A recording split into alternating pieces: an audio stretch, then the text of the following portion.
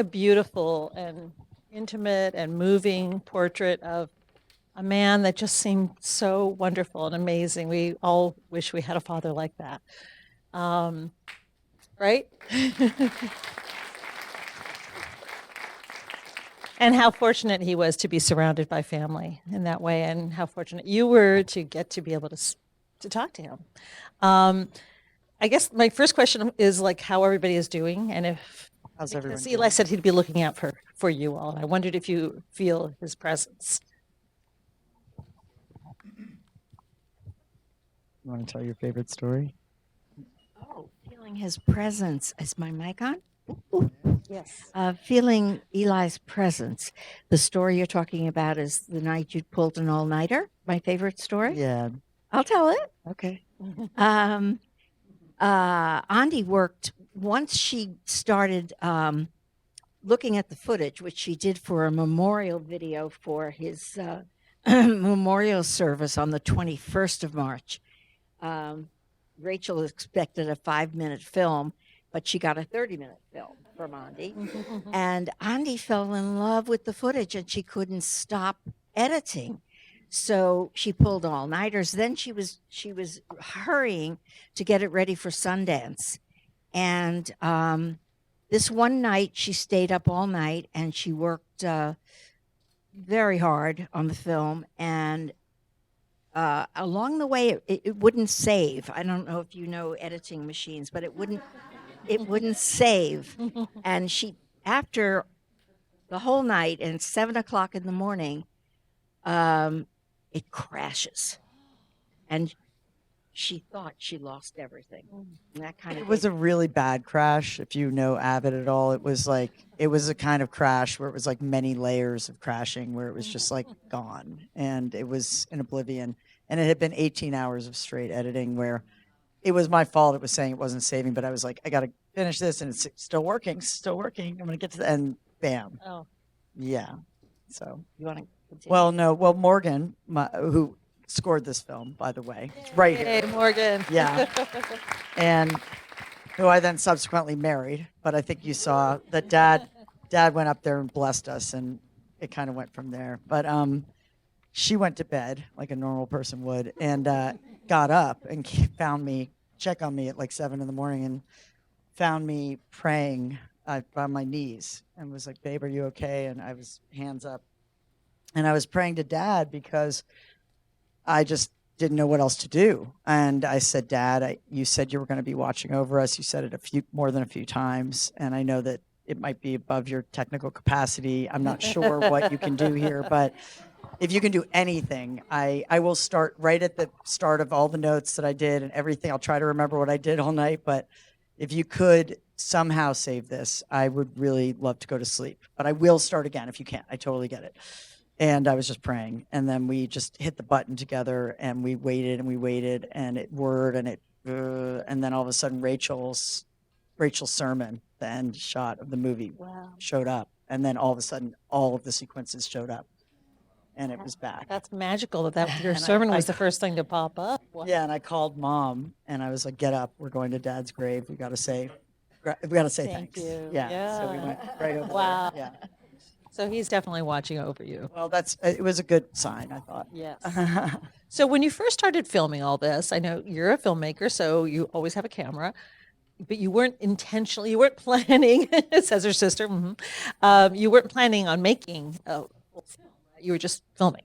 Yeah, I was not. I, in fact, had written a script about Dad. My intention, it's funny about intentions, like my whole career, and I've been making films since I was 19, so it's 30 years now, and I had always intended to tell Dad's story and Mom's and Air Florida and the stroke, and it just was my life story in a lot of ways, and my dad was my hero my whole life, and not that you're not.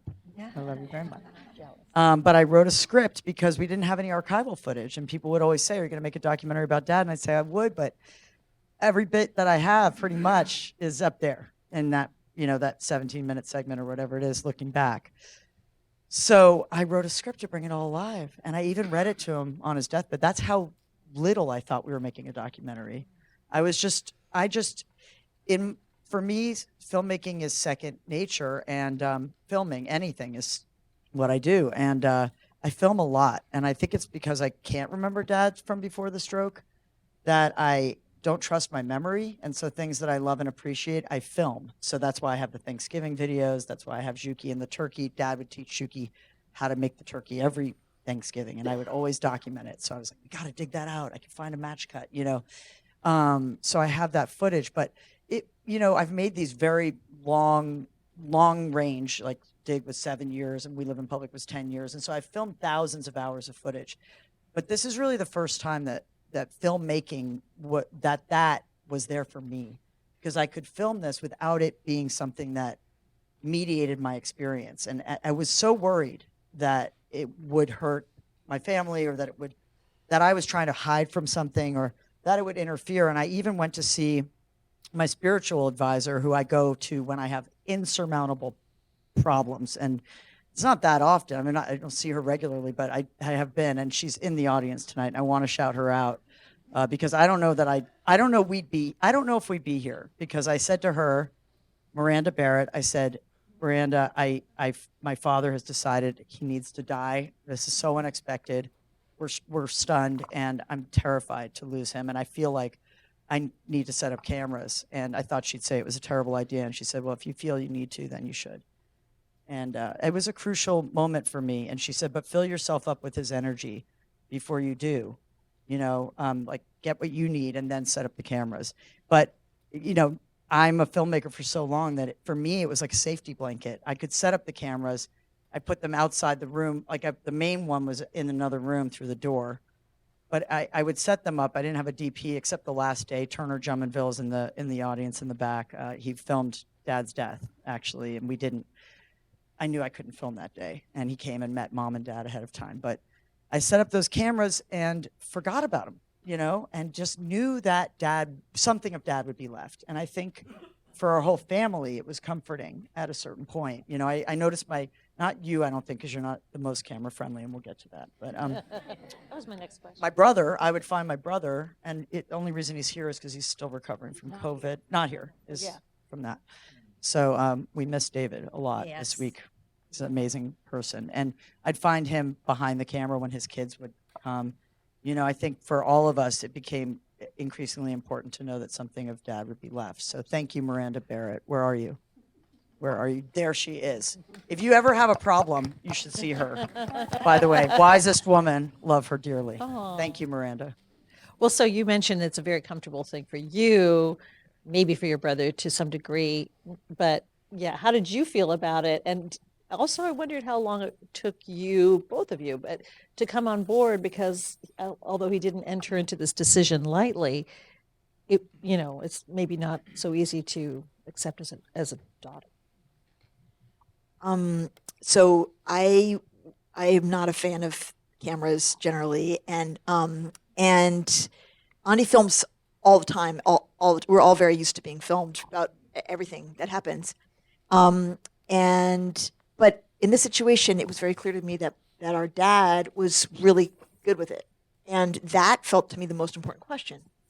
And then it also became clear when Andi decided later that she wanted to make a movie, that our mom was incredibly comforted by any footage that she was putting together and in her grieving.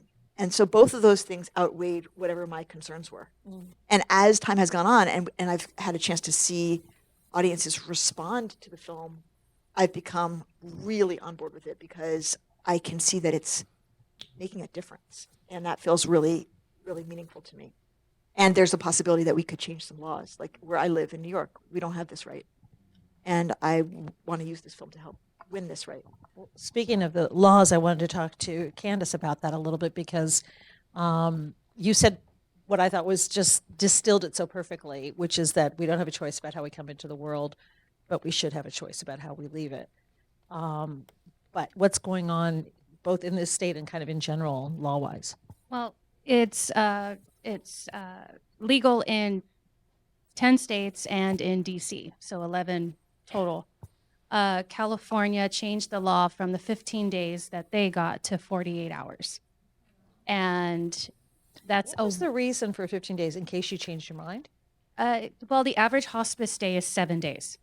from the time they're admitted to the time they pass is 7 days. And in that 15-day waiting period, so many people had passed away. So they didn't get that choice. So a lot of them were tortured by whatever disease that was killing them. Or they had declined so much that they could no longer swallow. You see in the film that, we had to practice with Eli. I had a patient who, she was getting tortured by cancer. You couldn't touch her, you couldn't move her. Had she had the 48 hours, she could have done this. And unfortunately, the day that she was going to take the medication, I walked into the door and I had to call it off. And it was just the most inhumane thing that I've ever seen. So the fact that it's 48 hours now and it's in liquid form, chocolate, vanilla, or strawberry, so it's more palatable. You see Eli saying it's horrible.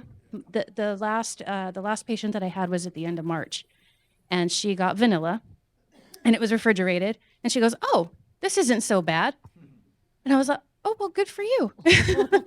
And she fell asleep and with her children at her side, and she went on to her next journey, and it was an amazing thing.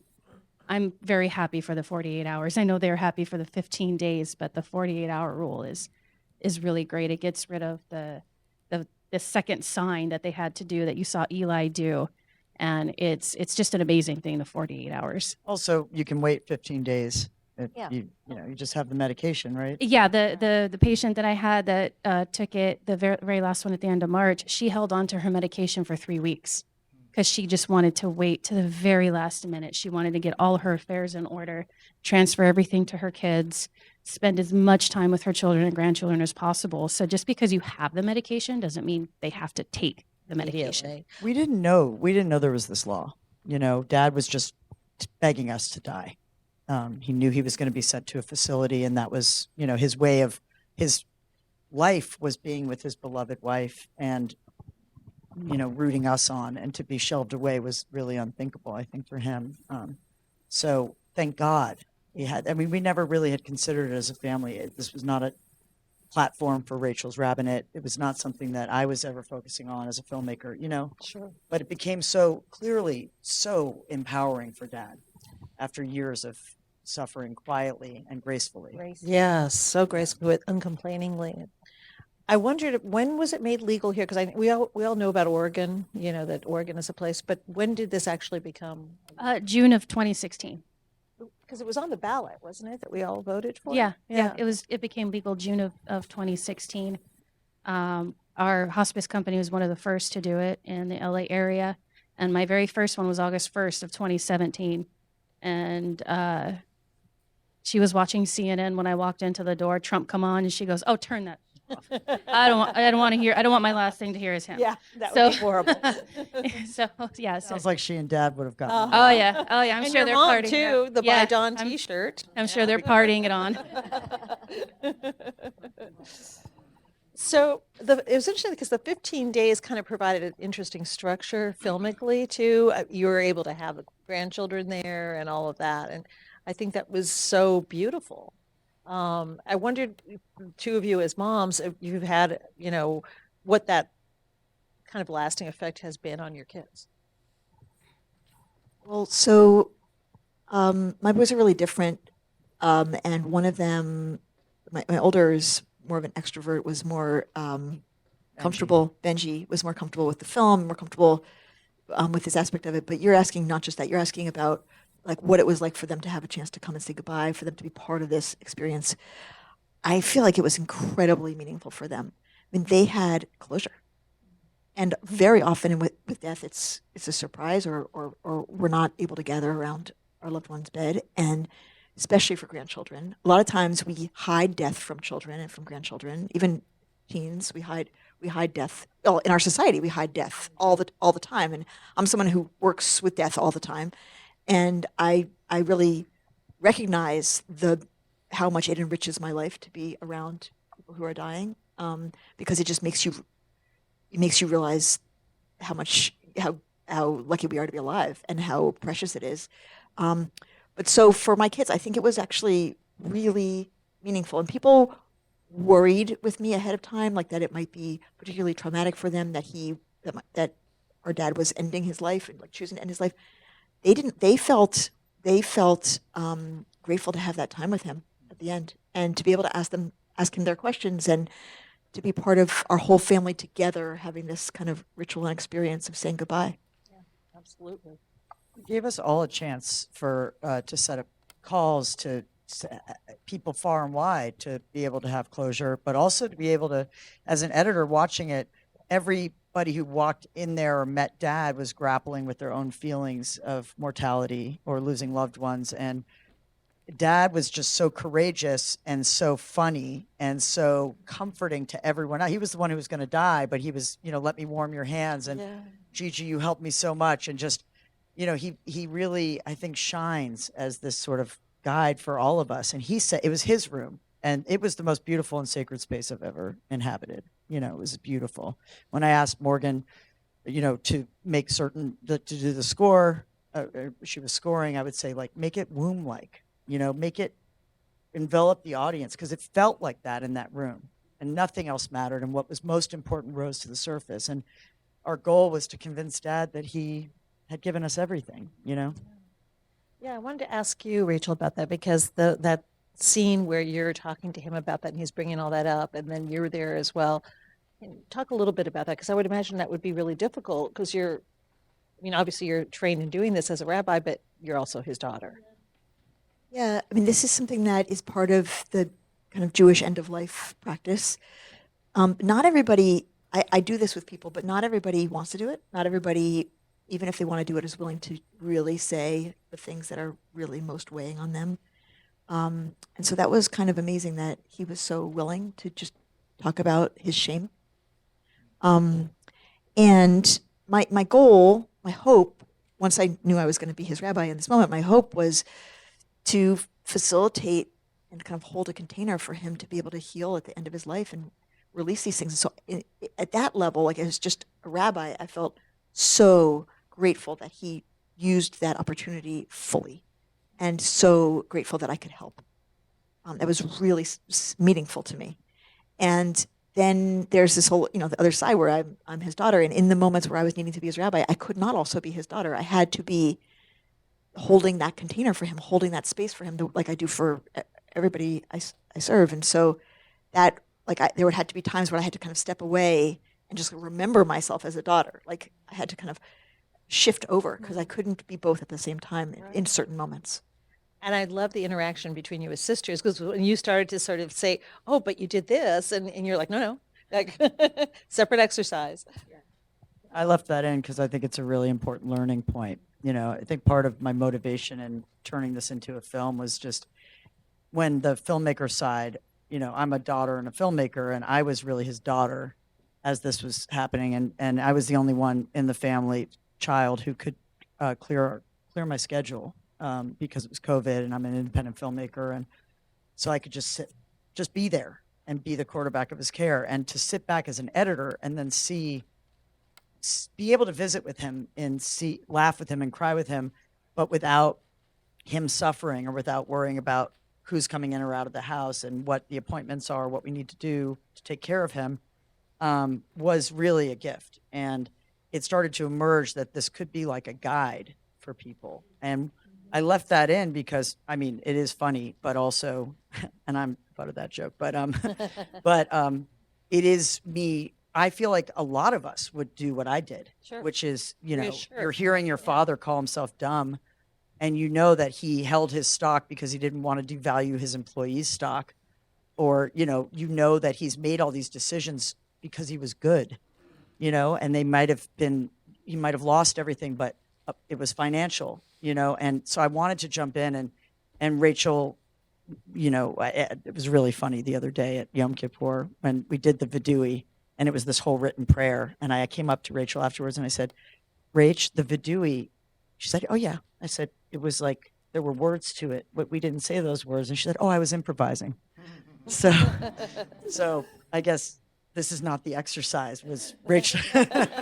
was Rachel's. Well, but it's true. You can't take someone's shame. They have to let it go.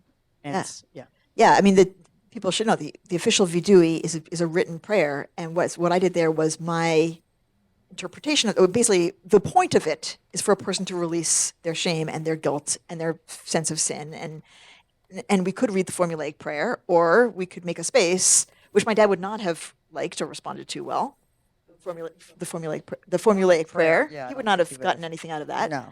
And instead to make a space for him to have the actual experience of More releasing of a those. conversation that way too, instead of a prayer. I loved that. I mean, he knew.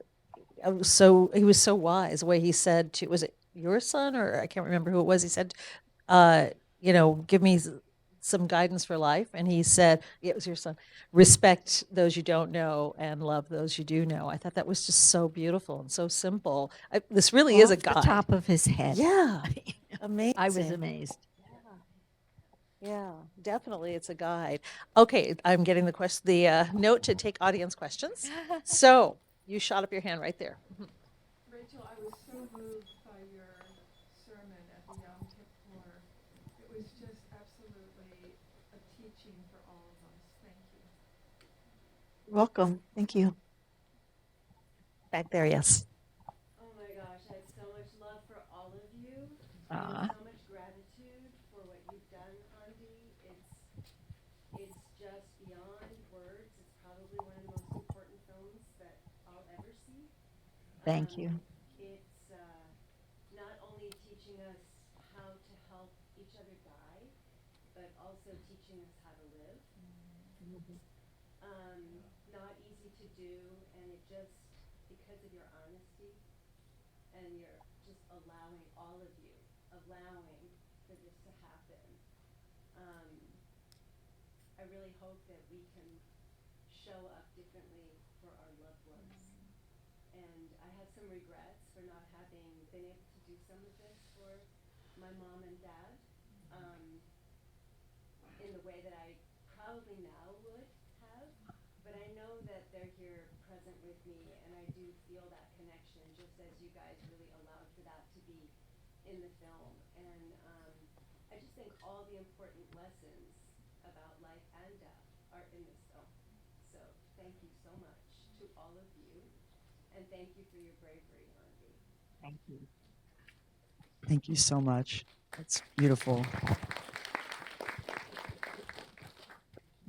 I have another, you have a question, yes. Also, not a question. I got to meet Ondi and Lisa yesterday, which was amazing. As somebody who was very close to both my grandfathers on both sides of my family, my mom's dad passed unexpectedly, and none of us were able to really spend the time with him. Luckily, he was strong, independent, lived to 93 on his own. Apparently passed away while making his favorite breakfast, which is great. You know, the way you want someone to go. My grandfather, my dad's side, we were able to prepare and spend time with him. And so I was the last one to shave his face, being the oldest grandson on that side of the family, and asking questions. And very luckily, it was some of the clearest conversation in his struggling times that I got to have with him in his last days. So I just want to say thank you all for making this film to show that death does not have to be scary. As a kid, I was very fearful of death and the mystery of it, and this very clearly represents what it can be, and what it can be for families, what it can be for grandchildren.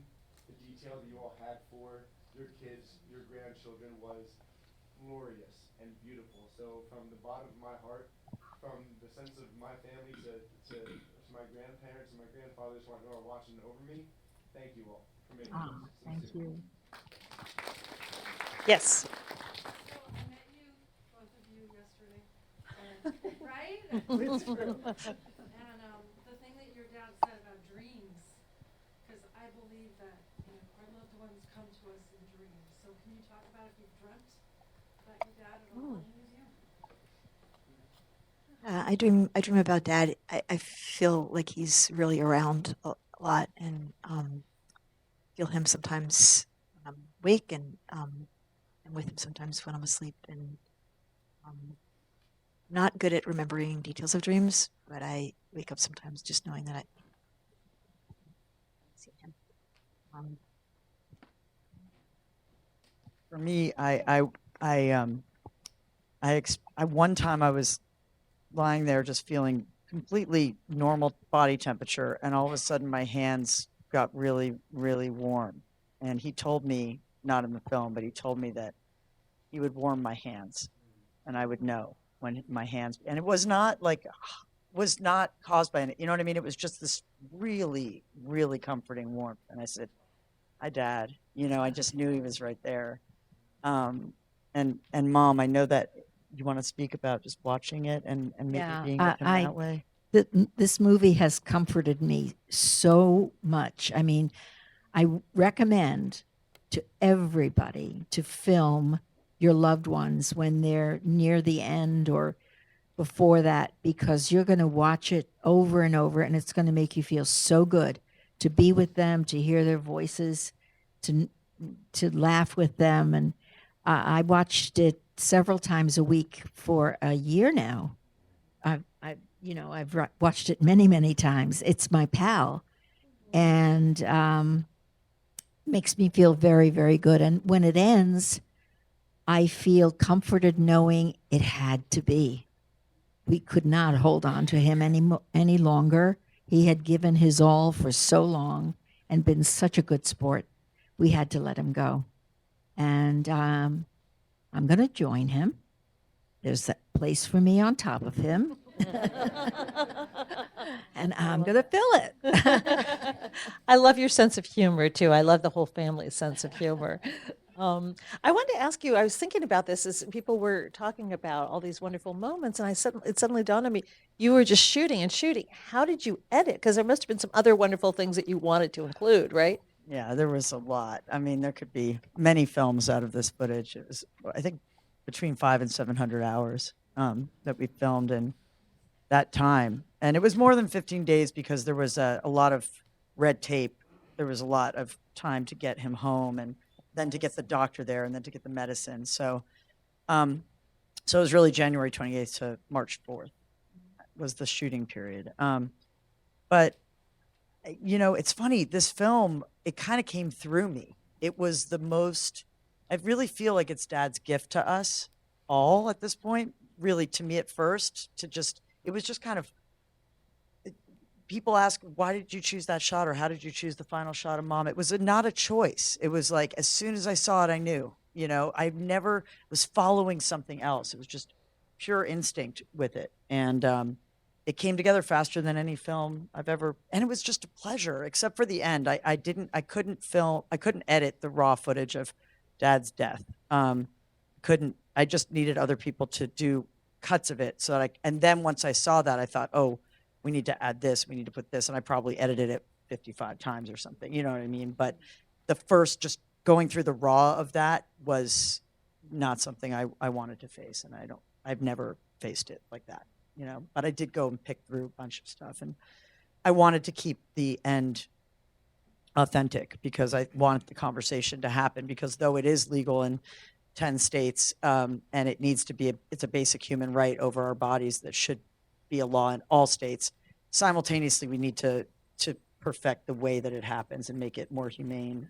It was like an obstacle course. Those 2 minutes was terrifying.